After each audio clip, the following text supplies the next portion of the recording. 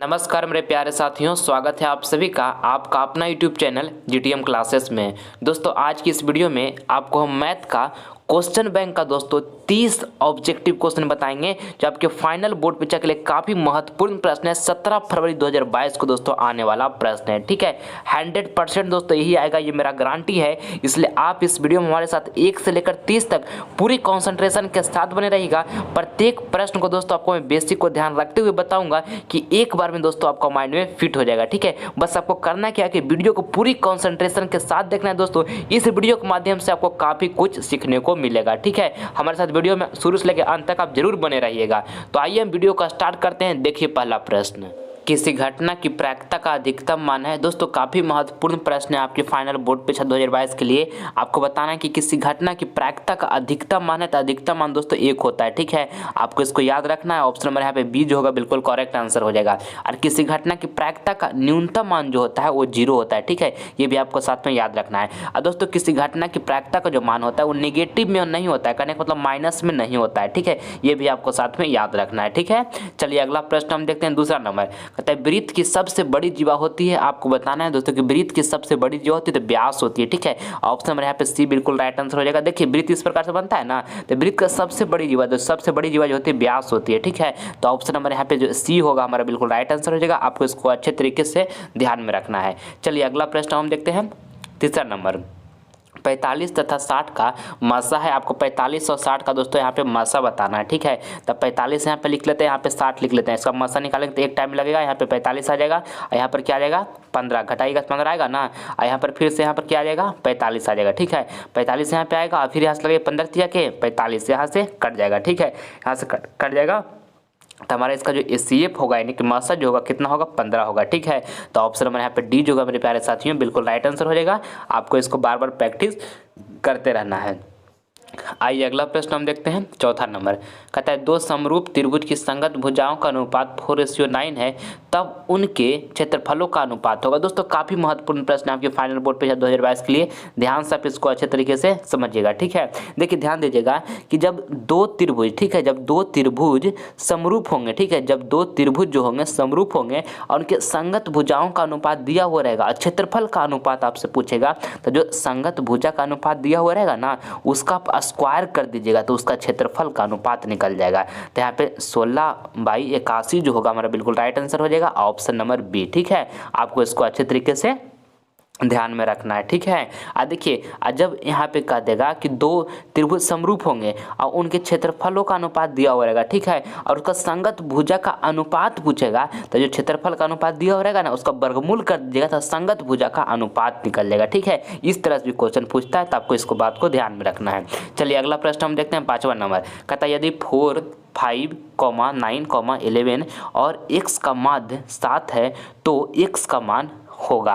दोस्तों x का मान है तो आपको देखिए काफ़ी महत्वपूर्ण प्रश्न है, ध्यान से समझिएगा। देखिए माध्य बराबर एक फार्मूला होता है कि कुल पदों का योग बटे में होता है कुल पदों की संख्या। ये फार्मूला का आपको याद रखना है कि माध्य बराबर फार्मूला क्या होता है, कुल पदों का योग और बटे में होता है कुल पदों की संख्या। तो देखिए माध्य बराबर फार्मूला होता है ना, तो माध्य हमारा कितना दिया हुआ है तो 7, यहाँ पे 7 लिख देंगे। अब क्या फिर कुल पदों का योग, तो कुल पद यहाँ पे योग कर लेते हैं तो 4 है, 5 है, 9 है, इसके बाद 11 है, 11 के बाद क्या है x भी है। तो यहाँ पे हम यहाँ पे प्लस लिख ली, ये प्लस है, देखिए अच्छा से लिख लेते हैं, यहाँ पे प्लस है और यहाँ पर हम x इस तरह से लिख लिए। तो कुल पदों का योग कर लिए। अब बटा में क्या करना है कुल पदों की संख्या, तो कुल पद की संख्या कितना 1, 2, 3, 4, 5 गो है, तो यहाँ पे हम बटा में 5 लिख देंगे, कुल पदों की संख्या हो गया। अब इसको देखिए यहाँ से क्या करेंगे 7 यहाँ पर लिख देंगे, जोड़ेंगे तो यहाँ पर 4, 5, 9 और 9, 9, 18 यहाँ पर 11 जोड़ेंगे कितना हो जाएगा 29 हो जाएगा। 29 प्लस यहाँ पर क्या हो जाएगा 100 हो जाएगा, ठीक है। अब बटा में यहाँ पे 5 लिख देंगे, ठीक। अब देखिए यहाँ से आगे करते हैं, देखिए 5 को दोस्तों बराबर की साइड भेज देंगे तो गुना को उधर क्या हो जाएगा 7, 5, 35 हो जाएगा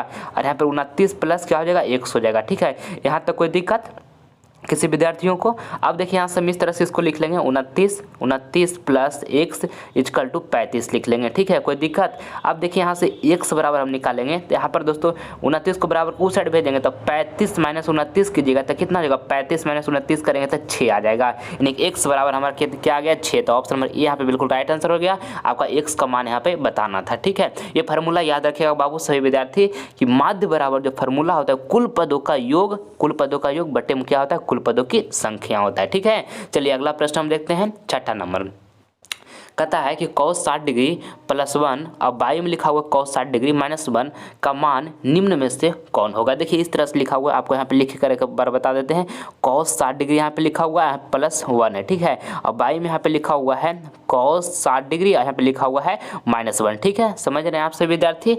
अब देखिए यहाँ से आगे क्या करना है, तो यहाँ पर देखिए cos 60 डिग्री मान कितना होता है, cos 60 डिग्री मान 1/2 होता है, प्लस यहाँ पे 1 है तो प्लस 1 लिख दिए। यहाँ पर भी मान कितना हो जाएगा, cos 60 डिग्री मान 1/2, यहाँ पे माइनस 1 लिख दिए, ठीक है। अब देखिए यहाँ से आगे कीजिए, तो आगे यहाँ से कीजिएगा तो इसको यहाँ पे जोड़िएगा तो कितना हो जाएगा, 3/2 हो जाएगा, ठीक है। और इसका बटा में कितना हो जाएगा, बटा में देखिए इस साइड लिख देते हैं, यहाँ पे नहीं हो पाएगा।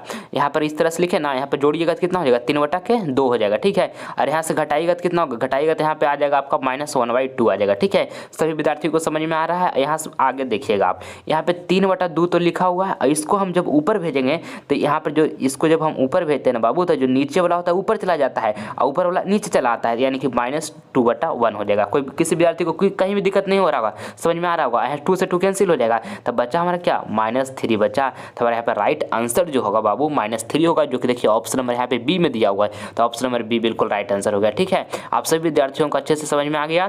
चलिए अगला प्रश्न हम देखते हैं।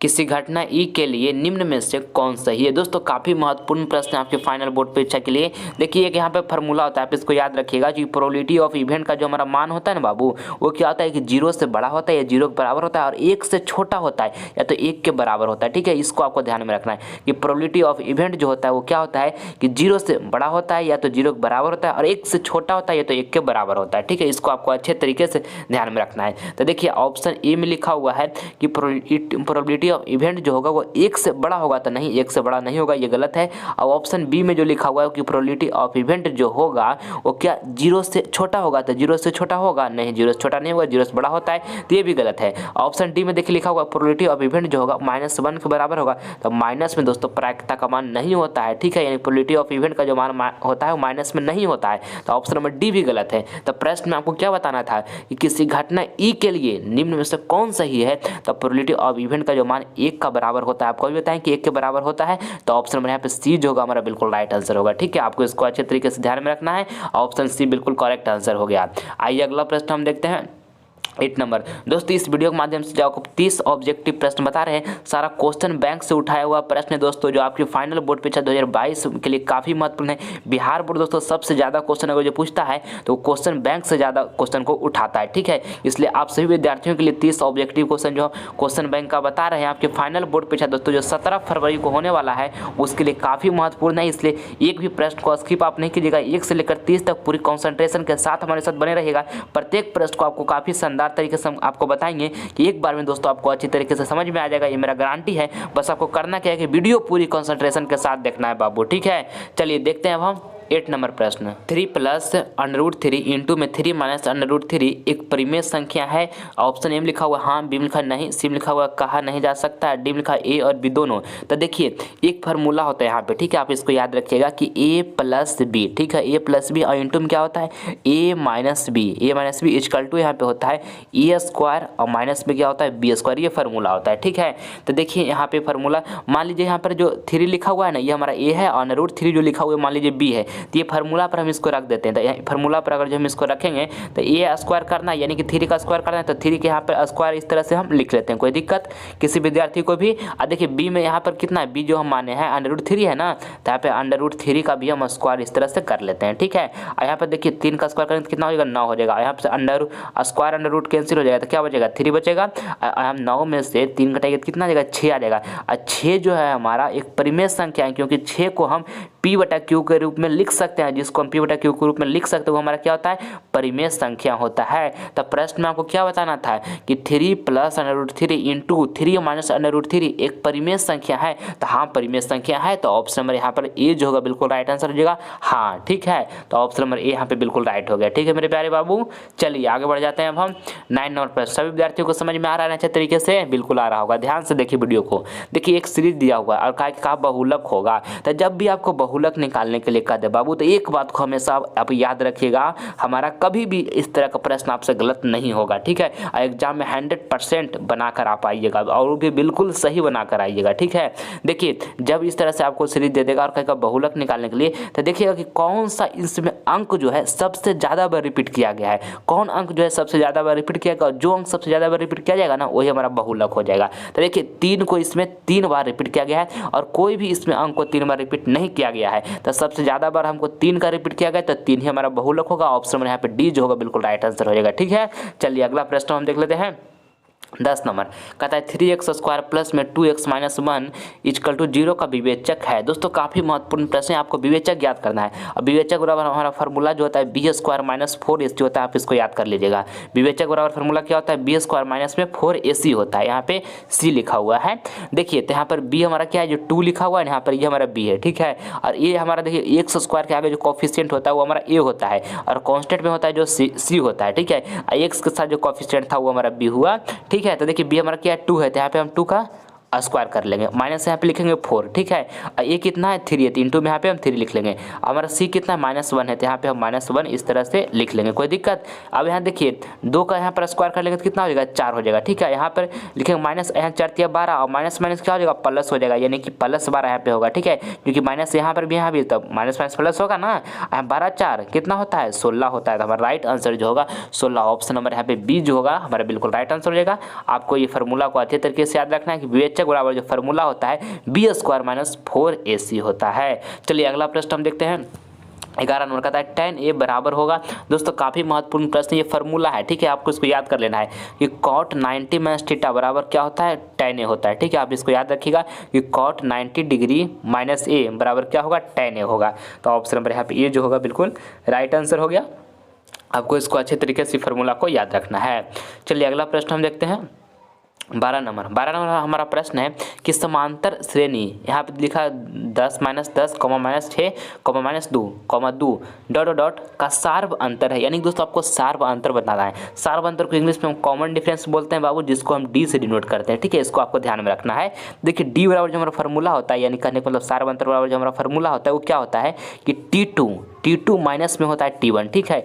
T2 माइनस T1 होता है, यानी कि दूसरा पद माइनस पहला पद होता है, सार्व अंतर बराबर फार्मूला। तो हमारा दूसरा पद कौन है इसमें -6 है, तो यहाँ डी बराबर निकालेंगे तो दूसरा पद यहाँ पर -6 लिख देंगे, माइनस है। और पहला पद क्या है, पहला पद हमारा -10 है, तो यहाँ पे पहला पद क्या लिख लेंगे -10 लिख लेंगे। तो इस तरह से -10 इसको लिख लिया, कोई दिक्कत। और यहाँ से डी बराबर हमको निकालना है, तो -6 इसी तरह से लिख दिया, माइनस माइनस यहाँ क्या हो जाएगा +10 हो जाएगा। यानी कि डी बराबर यहाँ से निकालेंगे तो 10 - 6 करेंगे, तो 10 - 6 करेंगे तो कितना आ जाएगा 4 आ जाएगा। यानी कि डी बराबर जो हमारा राइट आंसर आया, यानी कि सार्व अंतर बराबर जो निकल कर आया कितना आया 4 आया। तो ऑप्शन नंबर यहाँ पर बी जो होगा बिल्कुल करेक्ट आंसर हो जाएगा। आपको इसको अच्छे तरीके से ध्यान में रखना है। चलिए अगला प्रश्न हम देखते हैं। अगला प्रश्न हमारा यहाँ पे है कौन 13 नंबर है, कहता है कि निश्चित घटना की प्रायिकता होती है। दोस्तों ये प्रश्न लल्लन टॉप है आपके बोर्ड एग्जाम के लिए। मैं आपको 100% गारंटी के साथ कहता हूँ कि पेपर में जाकर आपका छपेगा, ठीक है। बहुत बार बिहार बोर्ड इसको पूछ दिया है, ठीक है। आपको बताना है कि निश्चित घटना की जो प्रायिकता होती है, तो निश्चित घटना की जो प्रायिकता होती है वो 1 होती है। आप इसको अच्छे तरीके से याद रखिएगा। ऑप्शन नंबर यहाँ पर ए जो होगा बिल्कुल हमारा करेक्ट आंसर हो जाएगा, ठीक है। और जब आपसे पूछ दे कि अनिश्चित घटना की प्रायिकता होती है, तो अनिश्चित घटना की जो प्रायिकता होती है वो 0 होती है। ये भी आपको साथ में याद रखना है अच्छे तरीके से। चलिए अगला प्रश्न हम देखते हैं। 14 नंबर कहता है यदि tan थीटा इक्वल टू 8/15 हो तो कौशिक थीटा का मान है। दोस्तों काफ़ी महत्वपूर्ण प्रश्न है और ऐसा प्रश्न प्रत्येक साल बिहार बोर्ड पूछता है। और 2022 बोर्ड एग्जाम को भी दोस्तों पेपर में 100% ये प्रश्न जाकर छपेगा, ये मेरा गारंटी है, ठीक है। भला कि दोस्तों यहाँ पर जो अंक लिखा हुआ है अंक को चेंज कर दे तो उससे कोई आपको अंतर नहीं होने वाला है। क्वेश्चन एकदम सेम इसी तरह से पूछेगा बिहार बोर्ड, ठीक है। ये मेरा 100% गारंटी है, इस बात को आप ध्यान में रखिएगा। देखिए किस तरह से इसको बनाना है बाबू। यहाँ पे tan थीटा इक्वल टू दे दिया है 8/15, तो कौशिक थीटा का मान आपको बताना है। तो tan थीटा वाला फार्मूला क्या होता है आप सभी विद्यार्थी बताइए जल्दी से। तो क्या होता है P/B होता है। आप सभी जानते होंगे, बहुत बार ये फार्मूला आपको बताए हैं। और बराबर यहाँ 8 क्या लिखा हुआ 15, तो 8/15 लिख लिए। अब आपको निकालना क्या कौशिक थीटा का मान है। तो कौशिक थीटा बराबर हमारा फार्मूला क्या होता है, तो कौशिक थीटा बराबर जो फार्मूला होता है वो होता है क्या, एच बटा पी होता है, ठीक है। ये कॉसेक थीटा बराबर फार्मूला एच बटा पी होता है। तो देखिए हमको एच बटा पी यानी कि यहाँ से हमको वाट है, एच बटा पी हमको निकालना पड़ेगा। तो हमको पी तो मालूम है कि 8 दिया हुआ है, मगर एच मालूम नहीं, तो कैसे निकलेगा, एच तो प्रश्न में दिया नहीं है। तो देखिए पी अभी मालूम है ना बाबू, तो पाइथागोरस परिमेय से हम यहाँ से एच निकाल लेंगे। पाइथागोरस परिमेय क्या होता है, एच स्क्वायर इक्वल टू क्या होता है, पी स्क्वायर प्लस में यहाँ पे बी स्क्वायर होता है, ये पाइथागोरस परिमेय होता है, ठीक है। तो एच स्क्वायर यहाँ से निकालते हैं हम, एच निकालेंगे तो एच स्क्वायर बराबर क्या लिखेंगे, पी। तो पी हमारा कितना दिया हो, 8 दिया हो, तो 8 का यहाँ पर स्क्वायर कर लेंगे तो कितना हो जाएगा, 64 हो जाएगा। बी कितना दिया हो, बी हमारा 15 दिया, तो 15 का स्क्वायर कर लेंगे तो कितना हो जाएगा, 225 हो जाएगा, ठीक है। यहाँ तक कोई दिक्कत, एच स्क्वायर बराबर अब लिखेंगे, इसको जोड़िएगा तो 5 4 9, यहाँ पर 6 2 8 है, यहाँ पे 2 हो जाएगा। अब यहाँ से एच बराबर जब आप निकालिएगा तो स्क्वायर को बराबर के इस साइड भेज दीजिएगा, तो यहाँ पर क्या अंडर रूट इस तरह से चढ़ जाएगा। यानी कि दोस्तों एच बराबर अब निकालेंगे तो देखिए 289 का जो हमारा वर्गमूल होता है वो कितना होता है, तो 17 होता है, ठीक है। तो हमारा एच बराबर यहाँ से कितना निकल कर आ गया, एच बराबर हमको 17 निकल कर आ गया। अब पहले से हमको पी मालूम था कि पी हमारा पहले से कितना 8 है, यानी दोस्तों यहाँ पर 17/8 जो होगा, 17/8 हमारा बिल्कुल राइट आंसर हो जाएगा, जो कि देखिए ऑप्शन नंबर ए में दिया हुआ है। तो ऑप्शन नंबर ए यहाँ पे बिल्कुल हमारा करेक्ट आंसर हो गया, ठीक है। आपको इसको अच्छे तरीके से ध्यान में रखना है। अगला प्रश्न हम देख लेते हैं 15 नंबर हमारा प्रश्न है कि निम्नलिखित में किसका मान 0 के बराबर है। आपको बताना है कि निम्नलिखित में से किसका मान 0 के बराबर। तो देखिए साइन 90 डिग्री का मान जो होता है कितना होता है, साइन 90 डिग्री का मान 1 होता है, ठीक है। और कॉस 90 डिग्री का मान कितना होता है, तो 0 होता है। और यहाँ पर कॉस 0 डिग्री का मान कितना होता है, तो कॉस 0 डिग्री का मान 1 होता है। और tan 90 डिग्री का मान कितना होता है, tan 90 डिग्री का मान इन्फिनिटिव होता है, ठीक है। आप परिभाषित, तो आपको बताना था क्या कि निम्नलिखित में किसका मान 0 के बराबर है। तो 0 के बराबर कितना है, cos 90 डिग्री मान जो होता है वो 0 होता है। तो ऑप्शन में यहाँ पे बी जो का बिल्कुल करेक्ट आंसर हो गया, ठीक है। ट्रिगोमेट्रिकल वैल्यू बाबू आप सभी विद्यार्थी पूरा याद कर लीजिएगा, आपके बोर्ड एग्जाम के लिए काफी महत्वपूर्ण है, ठीक है। चलिए अब देखते हैं 16 नंबर प्रश्न कहता है कि समांतर श्रेणी यहाँ पे दिया हुआ है और कहा कि सारवंतर है। देखिए सारवंतर निकालने के लिए अभी आपको हम बताएं फॉर्मूला क्या होता है। सारवंतर को इंग्लिश में क्या बोलते हैं, कॉमन डिफरेंस, जिसको हम डी से डिनोट करते हैं। तो डी बराबर फॉर्मूला क्या बताएं आपको, T2 - T1 यानी दूसरा पद माइनस पहला पद। तो देखिए यहाँ से डी बराबर हम निकालते हैं, तो दूसरा पद क्या है, तो 5/4 जो लिखा हुआ है हमारा दूसरा पद है, तो यहाँ पे 5/4 लिख देंगे, ठीक है। और माइनस यहाँ पे T1 कितना है, T1 यहाँ पर 3/4 है, तो 3/4 लिख देंगे, ठीक है। अब यहाँ से डी बराबर निकालते हैं, तो यहाँ पे एलसीएम लीजिएगा 4 हो जाएगा, यहाँ पर क्या हो जाएगा 5 हो जाएगा, यहाँ पर क्या हो जाएगा 3 हो जाएगा। आगे यहाँ से कीजिएगा तो क्या 2/4 हो जाएगा, यहाँ से काटिएगा कितना टाइम कट जाएगा 1/2, यानी कि हमारा क्या आ गया आंसर 1/2 आ गया। तो ऑप्शन नंबर यहाँ पे जो सी में लिखा हुआ 1/2, तो सी हमारा बिल्कुल राइट आंसर हो गया, ठीक है। चलिए अगला प्रश्न हम देखते हैं 17 नंबर।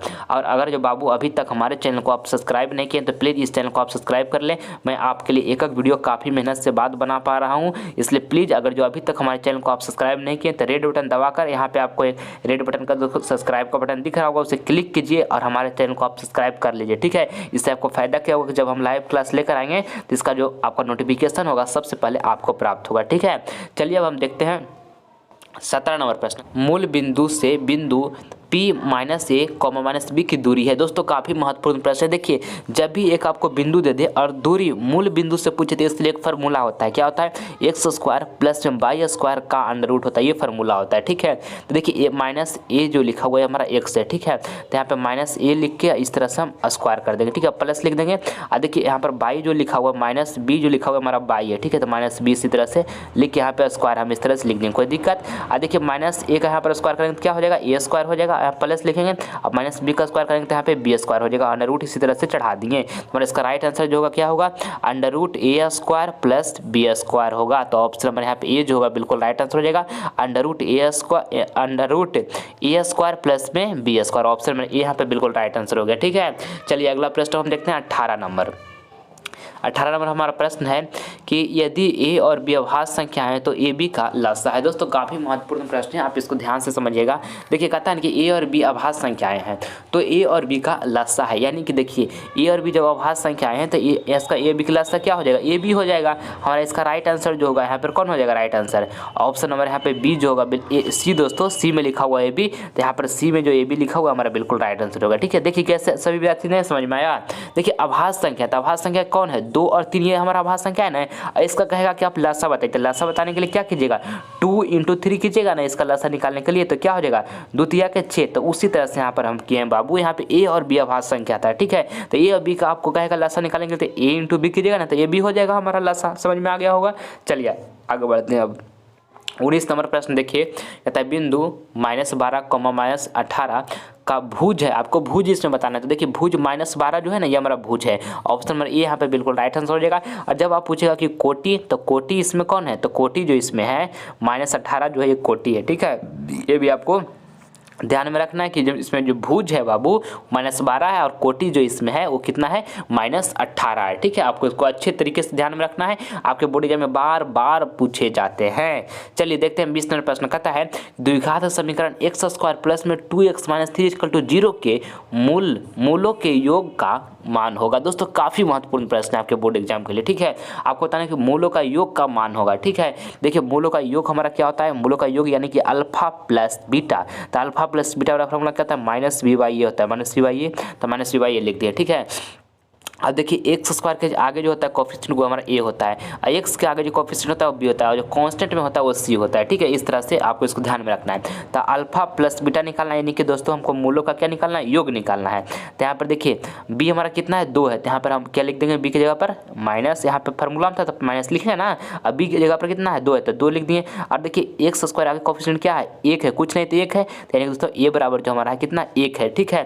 तो अल्फा प्लस बीटा बराबर क्या हो जाएगा, -2 होगा, यानी कि अल्फा प्लस बीटा बराबर हमारा क्या हो गया, -2 हो गया। ऑप्शन नंबर यहाँ पे बी जो होगा हमारा बिल्कुल राइट आंसर हो गया, ठीक है। आपको इसको अच्छे तरीके से इसको ध्यान में रखना है, ठीक है। अब देखिए एक फार्मूला होता है, जब पूछेगा ना कि शून्यांकों का गुणनफल होगा, तो गुणनफल क्या होता है अल्फा इंटू बीटा, यानी कि अल्फा इंटू बीटा बराबर जो फार्मूला होता है वो c/a होता है, ठीक है। ये भी आपको ध्यान में रखना है कि अल्फा इंटू बीटा बराबर जो फार्मूला होता है वो c/a होता है। ये भी आपके बोर्ड एग्जाम में पूछे जाते हैं। चलिए अगला प्रश्न हम देखते हैं 21 नंबर, कहता है यदि किसी घनाभ की लंबाई l, चौड़ाई b तथा ऊंचाई h, तो घनाभ का आयतन है, तो घनाभ का आयतन l/b/h होता है, यानी कि लंबाई गुणम चौड़ाई गुणम ऊंचाई। आपको इसको फार्मूला है, आप इसको याद कर लीजिएगा, ठीक है। और देखिए जब आपसे पूछेगा कि घनाभ की कुल पृष्ठीय क्षेत्रफल बराबर क्या फार्मूला होता है, तो 2 × LB प्लस में BH प्लस में LH होता है। ये भी आपको साथ में याद रखना है कि घनाभ के कुल पृष्ठीय क्षेत्रफल बराबर क्या होता है, तो 2 × में LB होता है, प्लस में यहाँ पर BH होता है, प्लस में LH होता है। इसको भी आप याद रखिएगा बाबू, काफ़ी महत्वपूर्ण है आपके बोर्ड एग्जाम के लिए, ठीक है। और देखिए आप सभी विद्यार्थियों का जो टारगेट है कि बोर्ड एग्जाम में हमको 480 प्लस मार्क्स लाना है, तो अब जो आपके पास समय बचा हुआ है उसमें पूरा एनर्जी जोश लगा दीजिए। अभी का समय जो आपका बीत रहा है, एक मिनट दोस्तों बहुत बहुत महत्वपूर्ण है, ठीक है। इसलिए 1 मिनट भी समय को बर्बाद नहीं कीजिए। टाइम को आपको जो अभी का आपको समय चल रहा है उसको मैनेज करना सीखिए। देखिए कि कहाँ हम दिन भर में समय को बर्बाद कर देते हैं, कौन बातों में हम बर्बाद कर देते हैं, किस चीज़ के बारे में सोचने में हम बर्बाद कर देते हैं, ठीक है। और उन टाइम को मैनेज कीजिए अपने लाइफ में, और हर काम को अच्छे तरीके से कीजिए, और पढ़ने के लिए समय ज़्यादा से ज़्यादा निकालिए, ठीक है। मन से पढ़ाई कीजिए और 480 प्लस मार्क्स जरूर प्राप्त कीजिए बाबू। ये जो मौका है ना आपके पास, जो अपॉर्चुनिटी है ना, बहुत खास है। आज तक आपके बारे में जो भी भला बुरा, आपको जो भी मतलब आपको निगेटिव आपके बारे में सोचते आया, आपको सही गलत समझते आया है, यही मौका आपके पास सबसे अच्छा अपॉर्चुनिटी है बाबू कि जितना समय आपके पास बचा हुआ है ना, पूरा एनर्जी पूरा जोश, ठीक है, जो आपका काम है उसको करते हुए भी जितना एनर्जी जितना जोश से पूरा लगा दीजिए और 480 प्लस मार्क्स प्राप्त कीजिए। जो लोग क्या कर रहे हैं उनको बातों की इग्नोर कीजिए, क्योंकि लोग आपको काम नहीं देंगे बाबू, आप अपने आप को काम दीजिएगा, आप खुद अपने आप को काम दीजिएगा, ठीक है। जैसे कि अगर जो आप 480 प्लस मार्क्स प्राप्त करते हैं, तब जब आप आगे इंटर मैट्रिक के बाद जब आप पढ़ाई स्टार्ट कीजिएगा तो ये मार्क्स आपको बहुत काम देगा, ठीक है ना। तो आप अपने आप को काम दिए ना, लोग तो आपको काम नहीं देगा। इसलिए आपको अपनी तरीके से जितना बेस्ट होगा उतना बेस्ट देने का प्रयास कीजिए। लोग क्या कह रहे हैं उनको बातों को इग्नोर कीजिए, उनसे कोई मतलब है ये नहीं है। अपने आप से मतलब रखिए और मन से पढ़ाई कीजिए, 1 मिनट भी समय बर्बाद नहीं कीजिए। माता पिता आपसे बहुत उम्मीद किए हुए हैं, बहुत आशा किए हुए हैं कि हमारा बेटा या बेटी हमारा नाम रोशन करेगा, ठीक है। और आपका एक कर्तव्य है बाबू, इसको सहानुभूति के साथ निभाइए और 2022 बोर्ड एग्जाम में काफ़ी शानदार प्रदर्शन कीजिए, ठीक है। चलिए हम देखते हैं 22 नंबर प्रश्न कहता है कि 1 + 2 + 3 + ... n बराबर है। काफ़ी महत्वपूर्ण प्रश्न है। देखिए इसमें आपको बताना है कि प्राकृतिक संख्याओं का योग बराबर जो फार्मूला होता है वो क्या होता है, तो n × n + 1, n × n + 1 और बाई में 2, ये फार्मूला होता है। आपको इसको याद रखना है। देखिए ऑप्शन बी में लिखा n × n + 1 बाई में 2 लिखा हुआ है ना, तो ऑप्शन नंबर यहाँ पर बी जो होगा बिल्कुल हमारा राइट आंसर होगा, ठीक है। चलिए अगला प्रश्न हम देखते हैं 23 नंबर कहता है 1 + tan square theta equal to भाट। देखिए फार्मूला होता है बाबू, इसको याद रखिएगा, काफ़ी महत्वपूर्ण है ये फार्मूला। सेक स्क्वायर थीटा और माइनस में क्या होता है tan square theta equal to क्या होता है 1 होता है। ठीक है, अब यहाँ से देखिए सेक स्क्वायर थीटा बराबर जब निकालिएगा तो क्या हो जाएगा 1 + tan स्क्वायर थीटा हो जाएगा। ये प्रश्न बहुत बार बिहार बोर्ड पूछ दिया है। क्वेश्चन बैंक को उलट कर देखिए, सारा प्रश्न 30 को ऑब्जेक्टिव क्वेश्चन जो आपको बता रहे हैं सारा क्वेश्चन बैंक का ही हम बता रहे हैं, काफ़ी महत्वपूर्ण है आपके 2022 बोर्ड एग्जाम के लिए। ठीक है, ये क्वेश्चन को लगा 10-15 बार बिहार बोर्ड पूछ दिया है और 2022 बोर्ड एग्जाम के भी पेपर में जाकर छपेगा। देखिए तो क्या हो गया 1 + tan स्क्वायर थीटा बराबर क्या होगा 1 + tan स्क्वायर थीटा बराबर सेक स्क्वायर थीटा हुआ। तो ऑप्शन नंबर ए यहाँ पे बिल्कुल राइट आंसर हो गया। ठीक है, देखिए साथ में ये भी याद रख लीजिएगा, काफ़ी महत्वपूर्ण है ये सब फार्मूला बाबू, अच्छे तरीके से याद कर लीजिएगा। ठीक है, ताकि आपको जो एग्जाम हो उस आपका बेस्ट प्रदर्शन उसमें कर सके। साइन स्क्वायर थीटा प्लस में cos square theta equal to 1 होता है। ठीक है, एक फार्मूला और होता है कि कॉसेक स्क्वायर थीटा और माइनस में यहाँ पर होता है कॉट स्क्वायर थीटा। ठीक है, इसको भी याद रखिएगा, इक्वल टू 1 होता है। ये फार्मूला भी काफ़ी महत्वपूर्ण है। साइन स्क्वायर थीटा प्लस में cos square theta equal to 1 हो गया। अब यहाँ कॉसेक स्क्वायर थीटा माइनस में cot square theta equal to 1 हो गया। ठीक है, ये दोनों को याद रखिएगा। और देखो पहले आपको यहाँ शुरू में बताइए कि सेक स्क्वायर थीटा माइनस में tan square theta equal to क्या होता है 1 होता है। काफ़ी महत्वपूर्ण है सारा प्रश्न। ये 3 फार्मूला में एक फार्मूला एकदम पूछेगा ही, बिहार बोर्ड 100% पूछेगा। देखिए यदि साइन थीटा इक्वल टू 1/2 हो तो थीटा इक्वल टू भाट। दोस्तों काफ़ी महत्वपूर्ण प्रश्न है। देखिए साइन थीटा बराबर 1/2 दे दिया और कहा थीटा इक्वल टू भाट, तो इस तरह से हम यहाँ पे लिख सकते हैं साइन थीटा और 1/2 की जगह पर क्या हम बाबू साइन 30 डिग्री लिख सकते हैं, क्योंकि साइन 30 डिग्री का जो मान होता है 1/2 होता है। तो यहाँ पर से थीटा बराबर क्या हो जाएगा, थीटा बराबर 30 डिग्री हो जाएगा। आपसे पूछा गया था थीटा इक्वल टू भाट, तो थीटा बराबर कितना होगा 30 डिग्री हो गया। तो ऑप्शन नंबर यहाँ पे बी जो होगा बिल्कुल राइट आंसर हो गया। ठीक है, आपको इसको अच्छे तरीके से ध्यान में रखना है। चलिए अगला प्रश्न हम देख लेते हैं। 25 नंबर कहता है यदि a + b = 90 डिग्री तो cos a बराबर होगा। दोस्तों काफ़ी महत्वपूर्ण प्रश्न है, इसको आप ध्यान से समझिएगा। देखिए cos a के बराबर आपको बताना है, a + b = कितना दिया हुआ, a + b = 90 डिग्री दिया हुआ है। तो यहाँ से अगर जब a बराबर निकालेंगे तो क्या निकल जाएगा, a बराबर 90 डिग्री माइनस से यहाँ पे b निकल जाएगा, क्योंकि b को हम बराबर के उस साइड जब भेजेंगे तो माइनस b उधर तो हो जाएगा ना, जाके बराबर को उस साइड जाएगा तो माइनस में हो जाएगा। तो a बराबर हम क्या निकाल लेंगे 90 डिग्री माइनस b निकाल लिए। ठीक है, तो यहाँ पे हम लिखेंगे cos और a की जगह पर क्या लिख देंगे 90 डिग्री माइनस यहाँ पे हम b लिख देंगे। ठीक है, तो cos 90 में थीटा क्या होता है, cos 90 में थीटा क्या होता है sin थीटा होता है। थीटा के ऊपर क्या है तो b है, तो यहाँ पे b लिख देंगे, यानी कि हमारा राइट आंसर जो होगा sin b होगा। तो sin b कौन ऑप्शन में दिया हुआ, ऑप्शन नंबर सी में दिया हुआ है, तो ऑप्शन नंबर सी बिल्कुल राइट आंसर हो गया। चलिए आगे बढ़ जाते हैं अब हम। अगला प्रश्न हमारा यहाँ पे 26 नंबर है। मन से पढ़ाई करना है बाबू, जितना एनर्जी जितना झोंक देना है, हर हालत में 480+ मार्क्स लाकर माता पिता के नामों को रोशन करना है। ठीक है, ये मेरा कर्तव्य है, इस कर्तव्य को मैं सहानुभूति के साथ निभाऊंगा। हमसे जितना मेहनत हो रहा है बाबू पूरा हम आपके लिए करने के लिए तैयार है। बस हमारे साथ आप कंटिन्यू बने रहिएगा। अगर जो अभी तक आप हमारे चैनल को सब्सक्राइब नहीं किए तो चैनल को सब्सक्राइब कर लीजिए, ताकि आने वाला वीडियो उसका नोटिफिकेशन सबसे पहले आपको मिल सके। ठीक है, आपको हम ऑब्जेक्टिव सब्जेक्टिव सब बताने के लिए तैयार हैं, बस आपको मन से पढ़ाई करना है। कल एक वीडियो आपको हम लाए थे जिसमें हम आपको दोस्तों मैथ का 5 नंबर वाला आपको सब्जेक्टिव प्रश्न बताएं। ठीक है, अगर जो नहीं देखें आप सभी विद्यार्थी उस वीडियो को, तो यहाँ हमारे चैनल को सर्च करके प्लेलिस्ट में जाइएगा, वहाँ पे आपको दोस्तों मिल जाएगा वो वीडियो, आप उसे जरूर देख लीजिएगा। उसमें काफ़ी महत्वपूर्ण 5 नंबर वाला प्रश्न 4 को बताए हैं। ठीक है, जो आपके बोर्ड एग्जाम के लिए काफ़ी महत्वपूर्ण है। ठीक है, इसलिए एक बार आप उसे जरूर देख लीजिएगा।